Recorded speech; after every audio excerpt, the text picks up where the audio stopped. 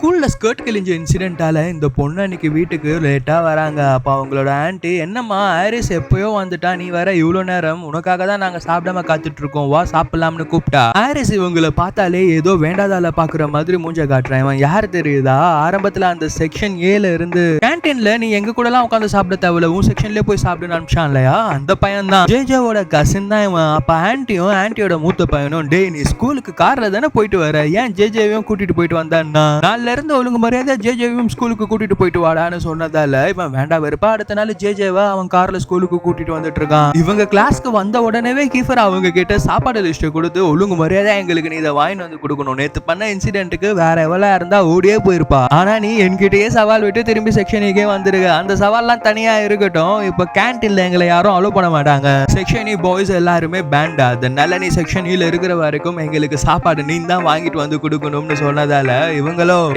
நான் ஒன்னும் உன்ன மாதிரி மனசாட்சி இல்லாதவ கிடையாதுடா, ஏற்கனவே செக்ஷன் பசங்களை கேன்டீன்ல பேண்ட் எனக்கு ஃபீலிக்ஸ் சொல்லிட்டான், ஒருத்தனும் வீட்டுல இருந்தும் சாப்பாடு எடுத்துட்டு வர மாட்டேன்றீங்க, சரி நானே வாங்கி வந்து தரேன்ட்டு நிறைய பிளேட்ஸ் வாங்கி வந்து டே அவனாச்சும் வாங்கி கீழே வைங்கடான்னு கூப்பிட்டா, பிளேட்ஸ் எல்லாம் கீழே வச்சுட்ட பிறகு தின்னு தொலைங்கடான்ட்டு ஜேஜே கிளம்பும் போது ஃபீலிக்ஸ், ஜேஜே நீ எங்க போற, இப்ப தான் சாப்பாடு இருக்குல்ல, உன் சாப்பாடு எடுக்க மாட்டோம், நீயும் எங்களோட வந்து சாப்பிடுன்னு கூப்பிட்டா, கலர் மண்டைய மட்டும் இன்னும் உருனே இருக்கிறான், என்னடா கேன்டீன் ஃபுட் பிடிக்கல, என் வீட்டு சாப்பாடு வேணா சாப்பிடுறியான்னு ஜேஜே கேட்டா, அவன் முறைக்கு எழுந்து வெளியே போயிடுறான். அதுக்கப்புறம் லஞ்ச் பிரேக்கு அடுத்த கிளாஸ்ல ஒரு மேம் பசங்க எல்லாரும் எழுந்து ஒரு கேள்வி கேட்க, எவனுக்கும் பதிலே தெரியாம நின்றுட்டு இருக்கும் போது, எவனுக்காச்சும் பதில் தெரியுதா பாரு, நீங்க எல்லாம் ஸ்கூலுக்கு படிக்க வரீங்களா இல்ல எதுக்குடா வரீங்க, சரி உங்க செக்ஷனுக்கு புதுசா ஒரு பொண்ணு வந்தாலே அவளுக்காச்சும் தெரியுதான்னு பாப்போம்ட்டு ஜேஜேவோட ஃபுல் நேம் வச்சு கூப்பிடுற டீச்சருக்கே சடனா ஷாக், ஜாஸ்பர் ஜீன் பெர்னாண்டஸ் மரியானோவா, அப்ப நீ செக்ஷன் ஹாரிஸ் பெர்னாண்டஸோட ரிலேட்டிவான்னு கேட்டா, ஆமா மேம்னு சொல்ல உடனே கீஃபர், எந்த வகையில நீங்க ரிலேட்டிவ்னா எதுக்கு நீங்க எல்லாரும் இப்படி ஷாக் ஆகுறீங்க, நானும் ஹாரிஸும் கசின்னு சொல்ல, அத கேக்குற கீஃபரும் யூரியும் அப்படியே பிளாங்கா பாத்துட்டு இருக்காங்க, டே